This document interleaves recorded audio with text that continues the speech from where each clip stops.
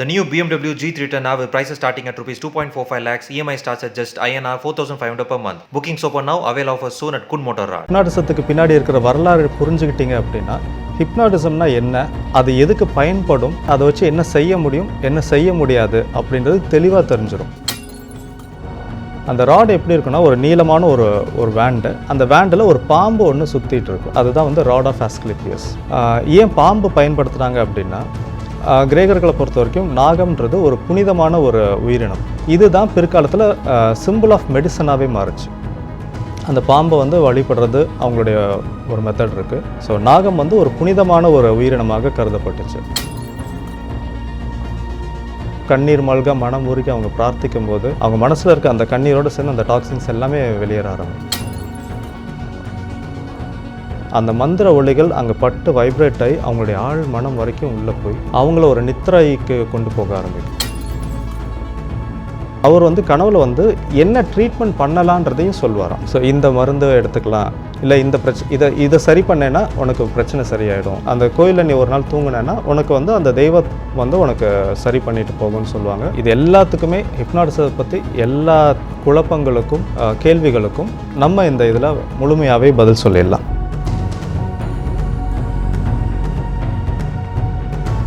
பிகைன் Woods நேயர்களுக்கு வணக்கம். இன்றைக்கி நம்ம சந்திக்க இருக்கக்கூடியவர் 20 ஆண்டுகளுக்கு மேலாக ஆன்மீகம், அமானுஷ்யம், ஹிப்னாட்டிசம் உள்ளிட்ட பல்வேறு விஷயங்களில் அனுபவம் மிக்கவர், முழு நேர ஹிப்னோதெரபிஸ்ட், ஒரு ஆழ்மன சிகிச்சையாளரான டாக்டர் கபிலன் அவர்களை சந்திக்கிறோம். வணக்கம் சார். வணக்கம். எப்படி இருக்கீங்க சார்? நல்லா இருக்கேன். நிறைய விஷயங்கள் நீங்கள் பேசுகிறது பார்க்க முடியுது. ஆனாலும் கூட இந்த குறிப்பாக ஹிப்னாட்டிசம், இதுக்கு பின்னாடி இருக்கக்கூடிய அந்த மர்மங்கள், அதோடைய பின்னணி, இது பற்றி நிறைய பேர் தெரிஞ்சுக்கணுன்னு ஒரு ஆர்வத்தோடு இருக்காங்க. ஸோ அதை பற்றி விரிவாக நீங்கள் சொன்னீங்கன்னா நல்லாயிருக்கும் சார். கண்டிப்பாக. ஸோ பொதுவாக ஹிப்னாட்டிசம் அப்படின்ற பேர் எடுத்த உடனே வந்து பார்த்திங்கன்னா அது ஏதோ ஒரு மாய மந்திர கலை. ஸோ ஒருத்தரை வசியம் பண்ணிவிடுவாங்க, மனவசியம், அவங்கள மைண்டை கண்ட்ரோல் பண்ணி அவங்கள தனக்கு அடிமையாக்கிடுவாங்க. ஸோ இது மாதிரியான கருத்துக்கள்லாம் நிறையவே இருந்துகிட்ருக்கு. அது மட்டும் இல்லாமல் ஹிப்னாட்டிசம் எதுக்கு பயன்படும், அதுக்கு பின்னாடி என்னென்ன வரலாறு இருக்குது அப்படின்றது யாருக்குமே தெரியறதில்ல. ஹிப்னாட்டிசத்துக்குன்னு ஒரு ரிட்டன் ஹிஸ்ட்ரி இருக்குது, ஒரு எழுதப்பட்ட வரலாறு நிச்சயம் இருக்குது. அந்த வரலாறு ஆல்மோஸ்ட் லைக் ஒரு மறைக்கப்பட்ட வரலாறுனே சொல்லலாம். காரணம் என்னென்னா, இந்த வரலாறு, இந்த ஹிப்னாட்டிசத்துக்கு பின்னாடி இருக்கிற வரலாறு புரிஞ்சுக்கிட்டீங்க அப்படின்னா ஹிப்னாட்டிசம்னா என்ன, அது எதுக்கு பயன்படும், அதை என்னென்ன, அதை வச்சு என்ன செய்ய முடியும், என்ன செய்ய முடியாது அப்படின்றது தெளிவாக தெரிஞ்சிடும். ஆனால் எப்பயுமே வந்து பார்த்திங்கன்னா ஒரு பேரை சொல்லி ஒருத்தரை பயமுறுத்துறது, ஒருத்தரை ஒரு மர்மத்திலே ஒரு இருட்டிலே வச்சுருக்கிறது அப்படின்றது நிறைய பேருக்கு பிடிச்ச ஒரு விஷயமா இருக்கும். ஸோ அதனால் இது ஏதோ ஒரு மர்மமான ஒரு விஷயம், அது நான் பண்ணுறேன் அப்படின்னு சொல்லி அதை வச்சு பேர் எடுக்கிறதுன்றதெல்லாம் நிறையா பண்ணிகிட்ருக்காங்க. அதனாலேயே வந்து பார்த்திங்கன்னா ஹிப்னாட்டிசத்துடைய வரலாறே மறைக்கப்பட்டிருக்கு.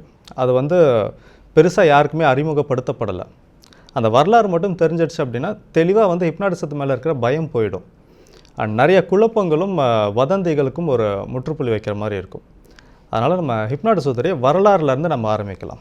ஸோ வரலாற்றுலேருந்து ஆரம்பித்து அதுக்கப்புறம் அது பிறந்த கதை, வளர்ந்த கதை, அதுக்கப்புறமா அதுக்கும் மெஸ்மரிசத்துக்கும் என்ன தொடர்பு, நிறைய பேர் வந்து நோக்கோர்மமும் ஹிப்னாட்டிசமும் ஒன்றுன்னு சொல்லிகிட்டு இருக்காங்க. ஸோ அதுக்கும் இதுக்கும் என்ன வித்தியாசம், ஒன்றா இல்லையா, அது மேற்கொண்டு இது ஒரு மாந்திரீக கலை மாதிரியும் பார்க்கப்படுது. இன்னும் சில இடத்துல வந்து பார்த்திங்கன்னா இது வந்து ஏதோ ஒரு குறி சொல்கிற மாதிரியும் பார்க்கப்படுது. இது எல்லாத்துக்குமே ஹிப்னாட்டிசத்தை பற்றி எல்லா குழப்பங்களுக்கும் கேள்விகளுக்கும் நம்ம இந்த இதில் முழுமையாகவே பதில் சொல்லிடலாம். ஸோ ஆரம்பிக்கிறது வந்து வரலாற்றுலேருந்து ஆரம்பிப்போம். ஹிப்னாட்டிசத்துடைய வரலாறு அப்படின்னு பார்த்திங்கன்னா ஒரு 4000 வருஷம் பின்னோக்கி போக வேண்டியிருக்கும். அதுவும் எகிப்துக்கு. எகிப்தில் ஸ்லீப் டெம்பிள் அப்படின்னு சொல்லி ஒன்று இருந்தது. அது வந்து நித்ராலயம்னு வேணால் வச்சுக்கலாம். ஸோ இந்த ஸ்லீப் டெம்பிளில் என்ன ப்ரொசீஜர்னு பார்த்திங்கன்னா, உடல் நோய்வாய்ப்பட்டவங்களை அங்கே கூட்டிகிட்டு வந்தாங்கன்னா அங்கே வந்து அவங்கள ஒரு விதமான ஒரு தூக்கத்துக்கு அழைத்துட்டு போய், ஒரு ஆழ்நிலை தூக்கத்துக்கு கொண்டு போய் அவங்களுடைய வியாதிகளை குணப்படுத்தி அனுப்புவாங்க. ஸோ இந்த தூக்கத்துக்கு கொண்டு போய் வியாதிகளை குணப்படுத்தி அனுப்புறது அப்படின்ற ஒரு மெத்தடாலஜி ஹிப்னாட்டிசத்துக்கு ரொம்ப நெருங்கிய தொடர்பு இருக்கிறதுனால ஹிப்னாட்டிசத்துடைய வரலாற்றில் ஸ்லீப் டெம்பிள் தான் முதல் பக்கமே, ஃபஸ்ட்டு சாப்டரே இது தான். இதில் வந்து பார்த்திங்கன்னா இந்த ஸ்லீப் டெம்பிள் இங்கே ஈஜிப்டில் மட்டும் இல்லாமல் ரோம், கிரீஸ் போன்ற இன்னும் சில நாடுகள்லேயும் அது இருந்தது. இப்போ நம்ம இந்த கிரீஸில் இதே இந்த ஸ்லீப் டெம்பிள் வந்து பார்த்திங்கன்னா பிற்காலத்தில் பல நாடுகளுக்கும் போச்சு. அதுலேயும் குறிப்பாக வந்து கிரீஸில் இருந்த ஸ்லீப் டெம்பிள் ரொம்ப ஃபேமஸ். கிரீஸில் பார்த்தீங்கன்னா இதுக்கு வந்து ஆஸ்க்லீப்பியன்ஸ் அப்படின்னு பேர். இந்த கோயிலுக்கு வந்து ஆஸ்க்லீப்பியன்ஸ் அப்படின்ற பேர் காரணம் என்னன்னு கேட்டிங்கன்னா, ஆஸ்க்லீப்பியஸ் அப்படின்றது கிரேக்க மருத்துவ கடவுள். இப்போது ஹிந்து மதத்தில் வந்து தன்வந்திரி அப்படின்னு சொல்லி மருத்துவ கடவுள் இருக்கிற மாதிரி, கிரேக்கத்தில் வந்து ஆஸ்க்லீப்பியஸ் அப்படின்றவர் தான் மருத்துவ கடவுள். இந்த மருத்துவ ஏதாவது உடல் பிரச்சனை அப்படின்னாலே இந்த மருத்துவ கடவுள் தான் வேண்டுவாங்க. அவரும் ஒரு மனிதராக இருந்து இறந்த ஒரு ஆன்மா. ஸோ அவர் இருக்கும்போதே வந்து பார்த்திங்கன்னா, அவர் வந்து எத்தனையோ பேருக்கு ஹீலிங் கொடுத்துருக்காரு, எத்தனையோ வியாதிகளை குணப்படுத்தியிருக்காரு. அந்த ஆஸ்க்லீப்பியஸுடைய ஒரு முக்கியமான அடையாளம் என்னன்னு பார்த்தீங்கன்னா, ஒரு வேண்ட் ஒன்று இருக்கும், ஒரு கோல் மாதிரி. அது வந்து ராட் ஆஃப் ஆஸ்க்லீப்பியஸ் அப்படின்னு சொல்லுவாங்க.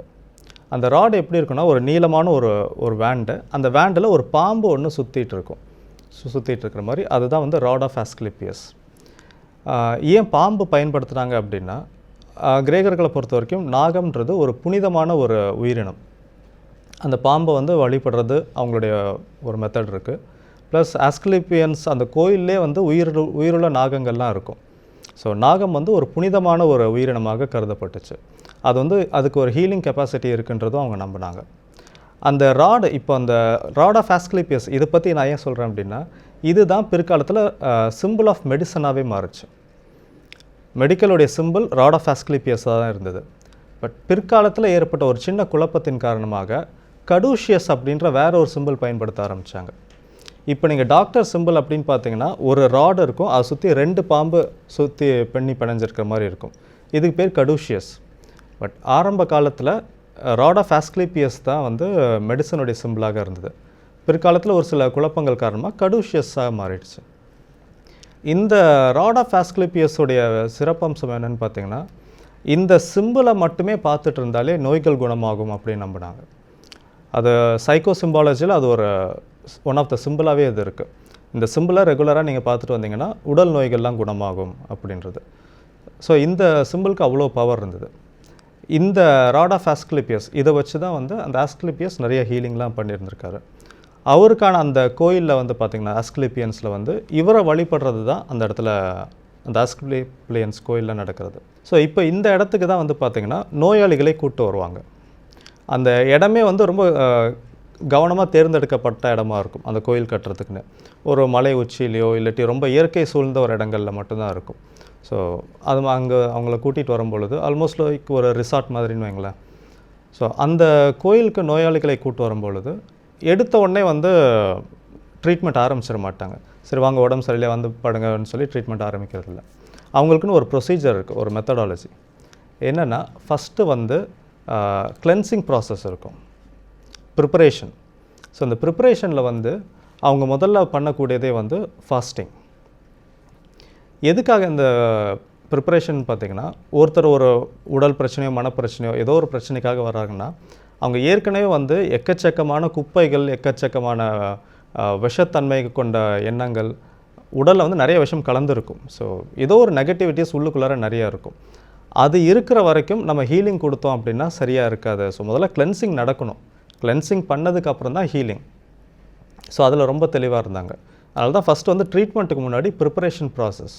இந்த ப்ரிப்பரேஷன் ப்ராசஸில் ஃபஸ்ட்டு ஃபாஸ்டிங் இருக்க வைப்பாங்க, கிளென்சிங் டயட்டுன்னு சொல்லுவாங்க. அதுக்கப்புறமா கிளென்சிங் பாத், மூலிகைகள் நிரப்பப்பட்ட தண்ணீரில், வெவ்வேறு தண்ணீரில், அப்புறம் நறுமணம் நிரப்பப்பட்ட தண்ணீர், இந்த மாதிரியான சில மருத்துவ குணம் வாய்ந்த சில நீரில் வந்து குளிக்க வைக்கிறது. ஸோ அதில் குளிக்க வைப்பாங்க. அதுக்கப்புறம் வந்து பார்த்திங்கன்னா அப்படின்னு சொல்லுவாங்க. என்னென்னா, அடக்கி வைக்கப்பட்டிருக்கிற உணர்ச்சிகள், நிறைய பேருடைய பிரச்சனை வந்து பார்த்திங்கன்னா, நிறைய எமோஷன்ஸ் உள்ளுக்குள்ளார நிறைய கோவங்கள் இருக்கும், கவலைகள் இருக்கும், வருத்தங்கள் இருக்கும். இதெல்லாமே அடக்கி வச்சு அதுவே உடல் வியாதியாக உருவாயிருக்கும். அப்போது அந்த அடக்கி வைக்கப்பட்டிருக்க எமோஷன்ஸை வெளிப்படுத்துறதுக்காக த்ரூ ஆர்ட் ஃபார்ம்ஸ் மூலமாக, கலைகள் மூலமாக அதை வெளிப்படுத்த வைப்பாங்க.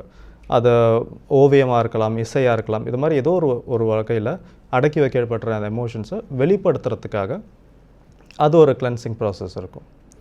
ஸோ அதுக்கப்புறம் வந்து பார்த்திங்கன்னா ப்ரேயர் இருக்கும். ஒரு மனமுருகி அவங்கள பிரார்த்தனை பண்ண சொல்லுவாங்க. ஸோ மனமுருகி ஒரு விஷயத்தை பிரார்த்தனை பண்ணோம் அப்படின்னாலே பாதி பிரச்சனை சரியான மாதிரி தான். ஏன்னா அந்த அளவுக்கு அந்த கண்ணீர் மல்க மனமுருகி அவங்க பிரார்த்திக்கும் போது அவங்க மனசில் இருக்க அந்த கண்ணீரோடு சேர்ந்து அந்த டாக்ஸின்ஸ் எல்லாமே வெளியேற ஆரம்பிக்கும். ஸோ டீடாக்சிஃபிகேஷன் ப்ராசஸ் மாதிரி தான் டயட்டு, பாத்திங் அண்டு ப்ரேயர், இது எல்லாமே வந்து ப்ராப்பராக இவங்கள கிளென்ஸ் பண்ணிவிட்டு, கிளென்சிங்க்கு ரொம்ப முக்கியத்துவம் கொடுத்தாங்க. கம்ப்ளீட்டாக கிளென்ஸ் பண்ணிவிட்டு அதுக்கப்புறம் தான் ட்ரீட்மெண்ட் ப்ராசஸ் ஆரம்பிக்கும். இந்த ட்ரீட்மெண்ட் ப்ராசஸ் அப்படின்னு பார்த்தீங்கன்னா இதுக்கு இன்குபேஷன் அப்படின்னு பேர். இன்குபேஷன் சொல்லுவாங்க. இன்னொரு பேர் வந்து டெம்பிள் ஸ்லீப், அது ஒரு அர்த்தம் இருக்குது. ஸோ இதில் என்ன செய்வாங்கன்னு பார்த்தீங்கன்னா அந்த நோயாளியை வந்து ஒரு படுக்கை மாதிரி ஒரு இடத்துல படுக்க வைப்பாங்க. அவங்க படுக்க வைக்கிற இடமே வந்து ஒரு விசேஷமான ஒரு இடம். அதுக்கு பேர் வந்து கிளீன் அப்படின்னு சொல்லுவாங்க. இந்த கிளீன் அப்படின்ற வார்த்தையிலேருந்து தான் இன்றைக்கி நம்ம பயன்படுத்துகிற கிளினிக்குன்ற வார்த்தை வந்துச்சு. கிளினிக்கோட எட்டியமாலஜி எடுத்து பார்த்தீங்கன்னா இது இருக்கும். ஸோ க்ளீன் அப்படின்றது. ஸோ அந்த க்ளீன் அதில் வந்து அவங்கள படுக்க வச்சுட்டு அதுக்கப்புறமா அவங்கள வந்து ஒரு ஆழ்நிலைக்கு கொண்டு போக ஆரம்பிப்பாங்க. அது என்ன ப்ரொசீஜர் பண்ணுவாங்கன்னு பார்த்தீங்கன்னா இசை இருக்கும். இசை வந்து ஒரு முக்கியமான ஒரு பங்கு. நல்ல ஒரு சூதிங்கான ஒரு மியூசிக் இருக்கும், ஒரு சில ட்ரம்மிங் மியூசிக்ஸ் இருக்கும். ஸோ அந்த இசை இதில் இன்னொரு ஸ்பெஷாலிட்டி என்னென்னு பார்த்தீங்கன்னா அந்த ஆர்கிடெக்சரல் ஸ்ட்ரக்சரே வந்து பார்த்திங்கன்னா அந்த கட்டமைப்பே வந்து இசையை என்ஹான்ஸ் பண்ணுற மாதிரியான ஒரு கட்டமைப்பில் தான் இருக்கும். ஒரு சின்ன ஒரு மியூசிக் வந்தாலும் அது அப்படியே வைப்ரேட் ஆகி அந்த இடம் ஃபுல்லாக அப்படியே அதிரும். அந்த மாதிரியான ஒரு கட்டமைப்பு. அந்த பில்டிங் கட்டினதே வந்து அப்படி தான் வச்சுருப்பாங்க. ஏன்னா அதில் வந்து அது ஒரு மந்திரம் சொல்லும் பொழுது அப்படியே அது எக்கோ ஆகும். ஸோ அதை அப்படியே எதிரொலிச்சு அவங்களுடைய ஆழ் மனம் வரைக்கும் அது உள்ளே போகணும் அப்படின்றதுக்காக அந்த மாதிரி ஒன்று பண்ணியிருப்பாங்க. ஸோ அந்த இசையோடு சேர்த்து அந்த ப்ரீஸ்ட் வந்து ஒரு மந்திரங்களை வந்து ஒரு இசையோடு சேர்த்து சொல்ல ஆரம்பிப்பார். ஸோ அந்த மந்திரங்கள் அப்படியே உச்சாடனம் பண்ண ஆரம்பிப்பார். ஸோ அந்த மந்திரங்கள் சொல்ல அந்த இசை அப்படியே கேட்க நறுமணங்கள் நிறையா இருக்கும். பூக்களுடைய நறுமணங்கள், மூலிகை சாம்பிராணி, அந்த ஊதுபத்தி, அவங்களுடைய இதில் வந்து இன்சென்ஸ் ஸ்டிக்ஸு. ஸோ இதெல்லாமே வச்சு ஒரு நறுமணம் க்ரியேட் பண்ணியிருப்பாங்க. ஸோ அந்த நறுமணத்தோட அந்த இசையோட அந்த மந்திர ஒலிகளோட அவங்க வந்து ஒரு ஆழ்நிலைக்கு போக ஆரம்பிப்பாங்க. ஸோ இது எல்லாத்தையுமே கேட்கும்போது அந்த ஸ்மெல்லாக இருக்கட்டும், அந்த சவுண்டாக இருக்கட்டும், அந்த அட்மாஸ்பியரை பார்க்கும் பொழுதே ஒரு மாதிரி ஒரு வித்தியாசமான ஒரு அட்மாஸ்பியராக இருக்கும். ஸோ அங்கே இருந்துட்டு ஒரு விதமான மந்திர ஒலிகளை திரும்ப சொல்லும் பொழுது அந்த மந்திர ஒலிகள் அங்கே பட்டு வைப்ரேட் ஆகி அவங்களுடைய ஆழ் மனம் வரைக்கும் உள்ளே போய் அவங்கள ஒரு நித்திரைக்கு கொண்டு போக ஆரம்பிக்கும், ஒரு விதமான ஆழ்நிலை. ஸோ இந்த இடத்துல வந்து பார்த்திங்கன்னா அவங்களுக்கு 2 விதமான ட்ரீட்மெண்ட் இருக்கும். ஒன்று ஒரு நார்மலான ஒரு பிரச்சனை அப்படின்ற பொழுது அவங்கள ஆழ்நிலைக்கு கொண்டு போய் அவங்களுடைய பிரச்சனைகள்லாம் சரியாயிடுச்சு, நீ நல்ல ஆரோக்கியமாக இருக்க, உன்னுடைய உடல் வியாதிகள்லாம் குணமாயிடுச்சு, உனக்கு இருந்த பிரச்சனைகள்லாம் குணமாயிடுச்சு, நீ ரொம்ப ஆரோக்கியமாக இருக்க, உன்னுடைய இந்த வலி எல்லாம் குணமாயிடுச்சு அப்படின்னு திரும்ப அவங்களுடைய ஆழ் மனசில் பதிய வைக்கிற மாதிரி அந்த சஜஷன்ஸ் கொடுத்துக்கிட்டே இருப்பாங்க. நீ ரொம்ப நல்லாயிட்ட, நீ ரொம்ப ஆரோக்கியமாக இருக்க, உன்னுடைய இந்த வலி எல்லாம் குணமாயிடுச்சு அப்படின்னு ரொம்ப டீப்பாக ஒரு ஆழ்நிலையில் அவரும் இருப்பார். அந்த ப்ரீஸ்ட்டும் அந்த நிலைக்கு போயிடுவார். அவங்களும் அந்த நிலையில் வச்சு சொல்லும் பொழுது அது அப்படியே அவங்களுடைய ஆழ் மனசில் பதிய ஆரம்பிக்கும். அப்படி பதிய வச்சு நோய்களை குணப்படுத்துறது ஒரு மெத்தட் இருக்கும். இன்னொரு மெத்தட் என்னென்னு பார்த்தீங்கன்னா அவங்கள ஆழ்நிலைக்கு கொண்டு போயிட்டு அவங்கள அப்படியே தூங்க வச்சுருவாங்க. அந்த சமயத்தில் அவங்களுடைய கனவுல வந்து அந்த ஆஸ்க்லேப்பியஸ் அந்த கடவுள் வருவார். அந்த தெய்வம் ஆஸ்க்லேப்பியஸ் தெய்வம் அங்கே அவருக்கு வந்து அந்த ஆஸ்க்லேப்பியஸ் வந்து அவங்களுக்கு ட்ரீட்மெண்ட் கொடுப்பார், சைக்கிக் சர்ஜரி பண்ணுவார் அப்படின்னு சொல்லியிருக்காங்க.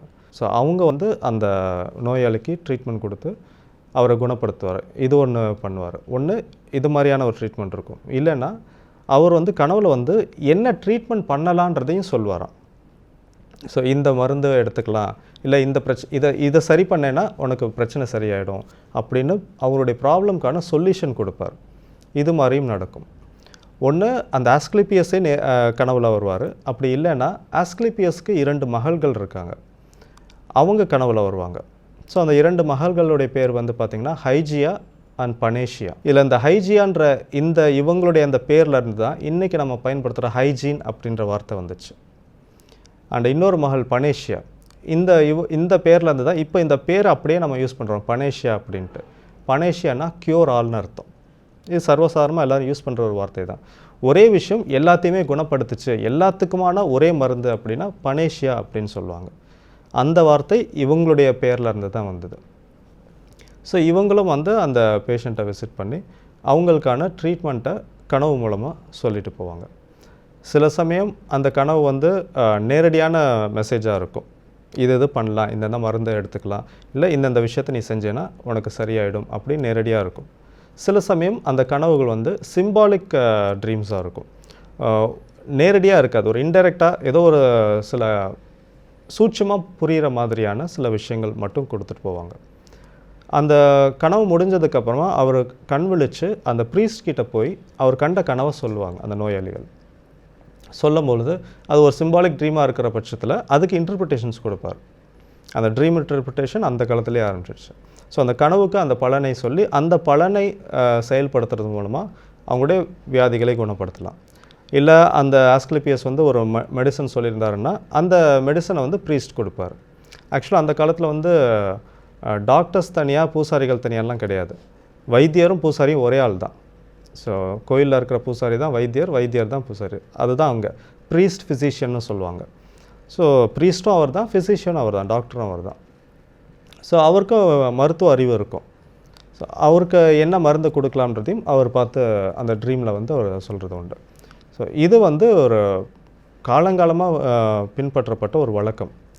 ஸோ இந்த இதில் வந்து பார்த்திங்கன்னா அந்த ட்ரீம் இன்டர்பிரிட்டேஷனுக்கு அப்புறமா அவங்களுக்கு வந்து அந்த மருந்து கொடுத்த உடனேயோ இல்லை அந்த ட்ரீட்மெண்ட் முடித்த உடனேயோ அவங்க முழுமையாக குணமாயிடுவாங்க. இதுதான் வந்து பார்த்திங்கன்னா முதல் முறையாக அந்த ஹிப்னாட்டிக் ப்ரொசீஜர்னு இப்போ நாங்கள் பண்ணுற ஒரு ப்ரொசீஜருடைய அடிப்படை வந்து பார்த்திங்கன்னா இதில் தான் இருக்கும். ஒருத்தர் ஆழ்நிலைக்கு கொண்டு போயிட்டு அவங்களுக்கு சஜஷன்ஸ் கொடுக்குறது அப்படின்றது. பட் அந்த ட்ரீம் இன்டர்பிரிட்டேஷன்றது வேறு சில இடங்களில் அது வந்திருக்கும். அது ஸ்பிரிச்சுவலாக அதுக்கப்புறமா போயிடுச்சு. இன்னும் வரைக்கும் நிறைய பேர் வந்து அந்த மாதிரி கனவு காண வச்சு அதுக்கு இன்டர்பிரிட்டேஷன்ஸ் கொடுக்குறதெல்லாம் இன்னும் நிறைய பண்ணிகிட்ருக்காங்க. பட் ஹிப்னாசிஸில் வந்து அந்த சஜஷன்ஸ் கொடுக்குறதுன்றது இருக்கும். இதில் இன்னொரு விஷயம் கவனிச்சிங்க அப்படின்னா, இப்போ அந்த இன்குபேஷன் அந்த ட்ரீட்மெண்ட்டுக்கு பேர் வந்து டெம்பிள் ஸ்லீப் அப்படின்னு சொல்லுவாங்க. அதாவது கோயிலில் தூங்குறது அப்படின்ட்டு. இன்னும் வரைக்கும் வந்து பார்த்திங்கன்னா நம்ம ஊர்லேயே நம்ம நாட்டிலே வந்து நிறைய பேர் இதை ஃபாலோ பண்ணுறாங்க. ஏதாவது ஒரு பரிகாரம்னா நீ கோயிலில் போய் ஒரு நாள் தூங்கி எழுந்திரிச்சு வா, நைட்டு கோயிலில் ஸ்டே பண்ணணும், அப்போ நீ அந்த கோயிலில் நீ ஒரு நாள் தூங்கினேன்னா உனக்கு வந்து அந்த தெய்வம் வந்து உனக்கு சரி பண்ணிட்டு போகும்னு சொல்லுவாங்க. இல்லைனா அந்த நைட்டில் ஏதாவது ஒரு கனவு வரும், அந்த கனவுல உனக்கு தீர்வு கிடைக்கும்னு இன்னும் வரைக்கும் இந்த விஷயத்தை ஃபாலோ பண்ணுறாங்க. எத்தனையோ மகான்களுடைய கோயில்கள்லாம் கூட இது நடக்குது. ஸோ நைட்டில் போய் தூங்குவாங்க, அவங்களுக்கு அந்த மகான் கனவுல வந்து அவங்களுக்கு பிரச்சனைகளுக்கு தீர்வு சொல்லிட்டு போவார். இதெல்லாம் வந்து இன்னும் வரைக்கும் கூட நடந்துகிட்டு இருக்கிற ஒரு மெத்தடு தான். அது மட்டும் இல்லாமல் இந்த ஆஸ்கிலிபியன்ஸ் இன்னொரு ஒரு விஷயம் என்னென்னு பார்த்தீங்கன்னா, ஃபாதர் ஆஃப் மெடிசன் அப்படின்னு ஹிப்போக்ரட்ஸ் சொல்லுவோம்.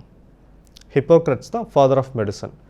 இந்த ஹிப்போக்ரட்ஸ் இவருடைய அப்பா, இவருடைய தாத்தா, இவங்க பரம்பரையாக இந்த ஆஸ்கிலிபியன்ஸில் இருக்கிற ப்ரீஸ்ட் ஃபிசிஷியன். இவங்களை ஆஸ்கிலிபியர்ஸ் அப்படின்னு சொல்லுவாங்க. ஸோ ஃபாதர் ஆஃப் மெடிசன் அழைக்கப்படுற ஹிப்போக்ரட்ஸ் அவங்களுடைய அப்பா, அவங்களுடைய தாத்தா அந்த பரம்பரையை சேர்ந்தவர் தான் அந்த ஆஸ்கிலிபியன்ஸ். அந்த கோயிலில் இருக்கிற ப்ரீஸ்ட் ஃபிசிஷியன் இவர். அவருடைய மருத்துவம் படித்ததே அங்கே தான். இவர் தான் வந்து இப்போது father of medicine, father of modern medicine சொல்லக்கூடிய ஒரு நபர்.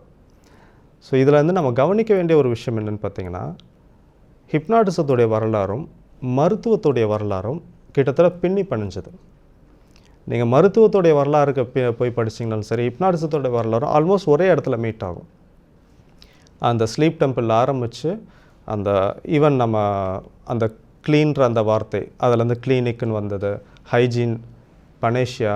ஸோ இது எல்லாமே வந்து பார்த்திங்கன்னா அந்த ஸ்லீப் டெம்பிளோட சம்மந்தப்பட்டது. ஈவன் ஃபாதர் ஆஃப் மெடிசனே வந்து அந்த ப்ரீஸ்ட் ஃபிசிஷியன் பரம்பரையை சேர்ந்த ஒரு நபர் தான். ஸோ இந்த மருத்துவத்துடைய வரலாறும் ஹிப்னாட்டிசத்துடைய வரலாறும் ஒன்றாவே தான் இருந்திருக்கு. இதுக்கப்புறம் இன்னும் பல விஷயங்கள் நடக்கும் பொழுது ஆல்மோஸ்ட் இது ரெண்டும் பிரிக்க முடியாத ஒரு விஷயமாக இருந்தது. ஹிப்னாட்டிசம்னா அது ஒரு மருத்துவம்னா அதில் ஹிப்னாட்டிசம் இருக்கும் அப்படின்ற மாதிரி ரெண்டுமே பின்னி பிணைஞ்சதாக இருந்திருக்கு. பிற்காலத்தில் தான் அது வந்து வெவ்வேறு காரணங்களால் பிரிக்கப்பட்டது. ஸோ இந்த ஒரு 4000 வருஷம் பின்னோக்கி போனோம் அப்படின்னாலும், அதுக்கப்புறமா இந்த கிரீஸ், இந்த இடத்துல இருக்க இந்த ஆஸ்கிலிபியன்ஸ், இந்த கோயில்கள், இது எல்லாத்துலேயுமே வந்து பார்த்திங்கன்னா இதுதான் ஹிப்னாட்டிசத்துடைய வரலாற்றுடைய முதல் அத்தியாயம். ஸோ இந்த இடத்துல இருந்து தான் ஹிப்னாட்டிசம் வந்ததுக்கான ஒரு விதை இங்கே தான் போடப்படுது. இது போக இன்னும் ஹிப்னாட்டிசம் பிறந்த கதை அப்படின்றது ஒன்று இருக்குது, அதுவும் நம்ம பார்க்கலாம். நம்ம